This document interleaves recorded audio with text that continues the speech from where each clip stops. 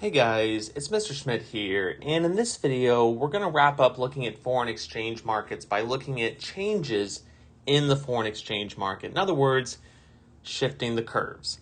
And so we're going to go through 4 different examples here. This will likely be a fairly long video. I'm just going to say that off at the top without really knowing the final time as I record. But I think it's important that you see all 4 examples worked out completely so you feel good about how this works. So the first example here is we're going to use the United States and the dollar and Great Britain and the pound as our currencies and countries. And so for each of these examples, we're going to show the impact of the situation on the US dollar and the dollar market, and we're going to show the impact on the pound and the British pound market.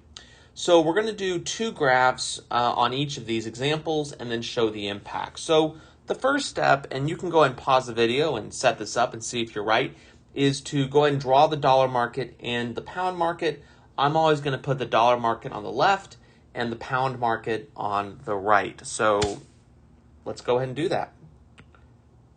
So again, these aren't going to be perfect here. This is going to be dollar, and this is going to be pound. I like to go ahead and label those just so we know which is which. I think that's a good practice. And remember the per, so we know dollars has to go on the bottom here. I'm going to abbreviate P for pound at the top just to make that a little easier. So pounds per dollar, and then we have quantity of pounds, and then we have dollars per pound because the bottom of the fraction, the per, tells you what market it is. And then, of course, we've got demand, we've got supply, demand, supply. And I'm only going to do the interest rate, or not the interest rate, the exchange rate, because the quantity really doesn't matter for these. We're really interested in the impact on the exchange rates. So I'm just going to do the exchange rate. So I'm going to say this is ER1, and this is ER1. Okay. Now, ER1 and ER1 are not the same exact thing, right? This is however many pounds per dollar and dollars per pound. So, you know what? Why don't we go ahead, and I'm sure this will irk some of you since I'm changing my mind mid-video, but let's go ahead and do, just to give it a number, let's do 5, you know what? Let's keep it where it is. Just to make things simple, let's just keep it where it was. I apologize if you're like, just make up your mind. Okay, so ER1, we'll keep it with that. We'll make it work. Okay, so we've got our dollar, we've got our pound market, and so the example here is that the British tourists flock to the United States. So British tourists are going to need American dollars, right? If they're coming to the United States, they have pounds. They can't buy U.S. goods with pounds. They need dollars, right? So they're going to want dollars, right? So the demand for dollars is going to increase. Remember, demand for dollars is represented by foreigners. So now there's going to be an increased demand for dollars because British tourists need the dollars to buy American goods. And so that will increase the equilibrium interest or exchange rate. I keep saying interest rate, gotta be careful. Exchange rate to ER2. We'll talk more about what that means in a second.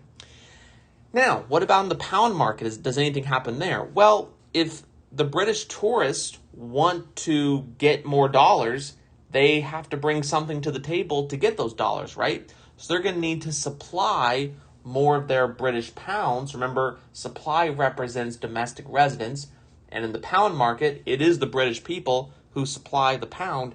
So they are going to want to supply more of their own currency, the pound, so that they can then convert that currency to dollars in the dollar market. So the exchange rate for British pounds is going to decrease to ER2.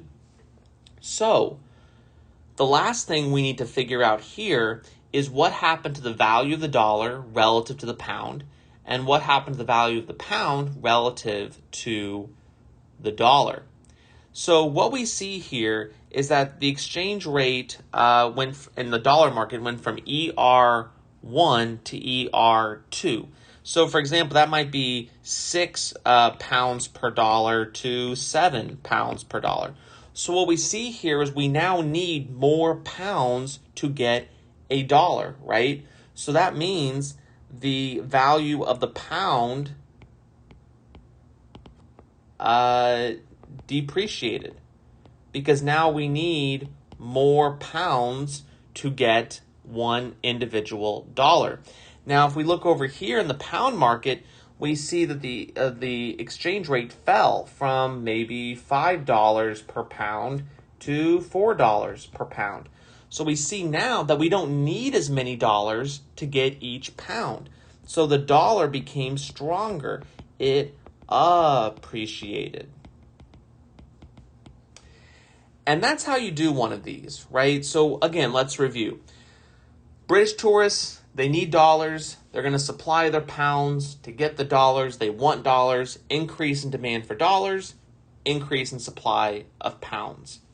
What I don't recommend that you do is try to find patterns with these. Like, oh, okay, supply increased in one of them, demand increased in the other. Okay, don't look for patterns. Understand why demand for dollars increased and the supply of pounds increased, right? And then you also need to be able to say what happens to the pound and what happens to the dollar in terms of their relative value to each other. The pound appreciated, the dollar appreciated. So you can see we're applying what we learned in the last two videos to this one. So it's very important. Master the content in those previous two videos before you really tackle this one. If at this point you're like, I'm not so sure. But luckily, we're going to do 3 more examples here to help you out. So let's do another one. This one is the U.S. stimulus checks roll out to American consumers. So once again, we're going to redraw the dollar market and the pound market. So we're going to do this very quickly. So this is going to be pounds per dollar, and this is the dollar market. And then we've got our demand and our supply of dollars.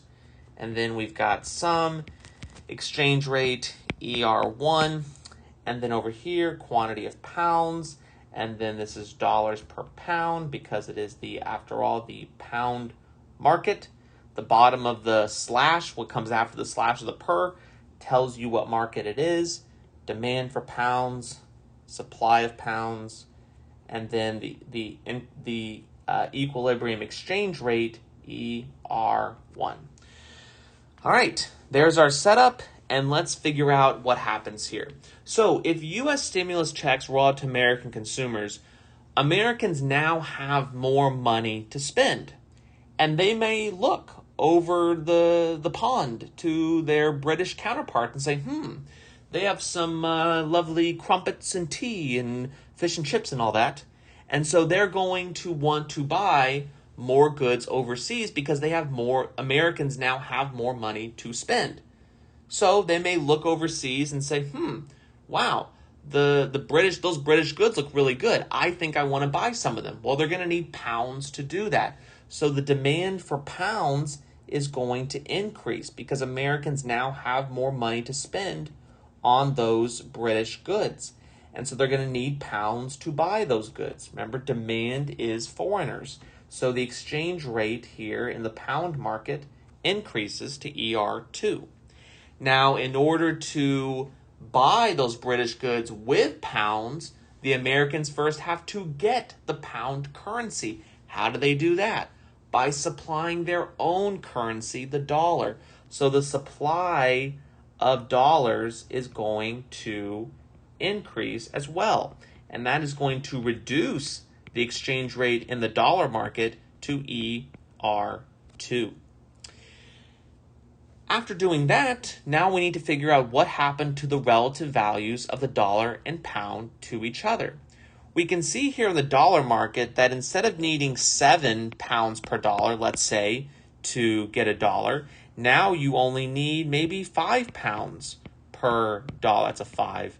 £5 per dollar. So I need less pounds as a British subject to get each dollar. So the value of the dollar here went down. It depreciated. And as for the pound, you can see that instead of maybe needing, $5 per pound, now I have to have $6 per pound. So now pounds are more expensive. I need more dollars to get each pound. So the pound appreciated. And just like we talked about in the first exchange rate video, one of these is always going to go up, the other is going to go down relative to each other, right? If one currency appreciates relative to the other one has to depreciate relative to the other. So that would be the second example here with changes in income. All right, the last two are a little trickier here as I take a drink of my tea. Speaking of British goods. So let's go ahead and tackle the last two. Again, stay with me here because this is going to get a little complicated. All right, so the price level in the United States increases. Well, at least that's pretty straightforward in terms of how many words are in the prompt. But again, let's go ahead and draw the dollar market and the pound market. So quantity, dollar. Again, this is pounds per dollar, quantity, dollars per pound, pound market. And then we've got demand, supply, demand, supply. Typically, you will draw these side by side. Not always, though. Again, like on an FRQ, just kind of follow the prompt, whatever it has you do. I often find it useful to go ahead and draw them side by side, like on a scratch piece of paper anyway, just to see the impact. Because you see that when there's a prompt, it's going to affect both graphs, right? Not just one. Okay, we've got our setup. Now, what's going to happen? So if the price level in the United States increases, that means there is inflation. So if there's inflation, that means that U.S. goods are now more expensive to British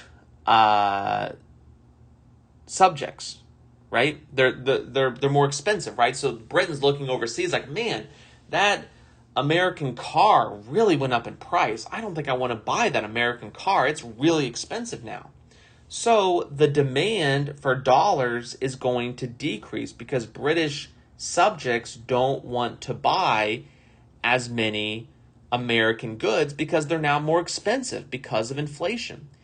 And if they don't want to buy as many American goods, they don't need many American dollars, right? Now let's take this one step further. If they aren't interested in getting dollars to buy those expensive goods, there's no need for them to supply their own currency in order to do so. So the supply of pounds is going to decrease. Now, you may be surprised because you notice I didn't go ahead and show you the new ER2 on each of these graphs. And maybe you guessed already why that is. Because each of these graphs is a double shift. Now, why is that? Well, we just explained this from the perspective of the British subjects. But in this case, we also need to look at this from the perspective of the American citizens. So, looking at this from the American perspective, U.S. goods are now more expensive. So your own country's goods are more expensive. And so maybe you're looking overseas saying, that British-made car, I don't think Britain has many car companies, if any, but that British car now looks better. It looks cheaper than my American company cars. And so I think I'd rather buy British cars over American cars. British goods are now less expensive relative to American goods. So I think I want to go buy some British goods as an American. So I'm going to need some British currency. I need some pounds. And so demand for British pounds is going to increase. In order to get those British pounds, I have to exchange my own currency. So I'm going to need some dollars to go do that. So I'm going to supply more dollars to the market. I'm going to increase my supply of dollars in order to get that British pound. And now we can go ahead and find the ERs. And you may be thinking, oh no, it's a double shift. We know that there's going to be an indeterminate value here.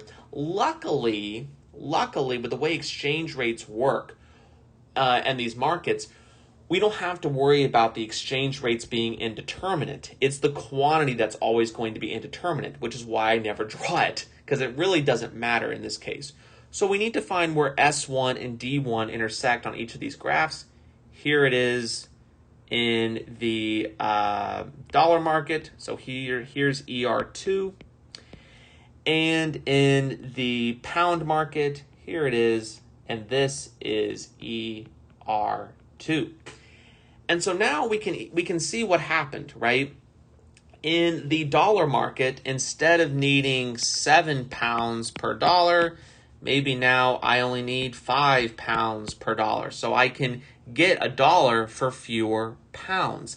And so the dollar's value went down. It depreciated. It became weaker relative to the pound, and vice versa. The pound appreciated. It became stronger relative to the dollar. And so anytime you have a change in relative price levels where one country's price level increases and the other doesn't really do anything, you're going to have a double shift here. Now, on the AP macro exam, sometimes, not all the time, but sometimes they will ask you to do the double shift. Sometimes they're okay with you just showing it from one country's perspective, either America's in this case or Great Britain's. It doesn't matter as long as you're consistent with which one you are showing. But that's the price level example. The last example I want to show you is with interest rates. So this one is saying the U.S. has a relatively higher interest rate than Great Britain. So let's go ahead and show that example to wrap this up. So once again, for the fourth and final time today, let's draw the markets for dollars and for pounds. So this is our dollar market. Perfect. And ER1. I know I don't draw it exactly the same way every time in terms of the order, but you know, you kind of have your own rhythm in terms of how you do it.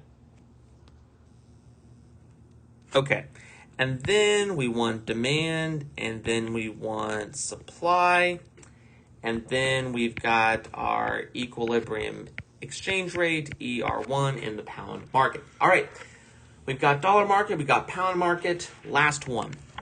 So here we go. And you might even pause the video and see if you can figure out what happens here and then see if you're right. All right, here we go. So if the U.S. has a relatively higher interest rate than Great Britain, as a British investor, I'm thinking, this looks very appealing to me. Because as a British investor, if I invest in American companies, they have to pay me back with a lot of interest. And so I'm very interested in investing in American companies. The only problem is the American companies are going to want dollars. They're not going to take my British pounds. So I'm going to need to go get some American dollars. And so the demand for dollars is going to increase. And to get the American companies those dollars as the British investor, I'm going to have to supply more of my own currency. So supply will increase. Now, that is the British side of things. Now, let's look at the American side of things.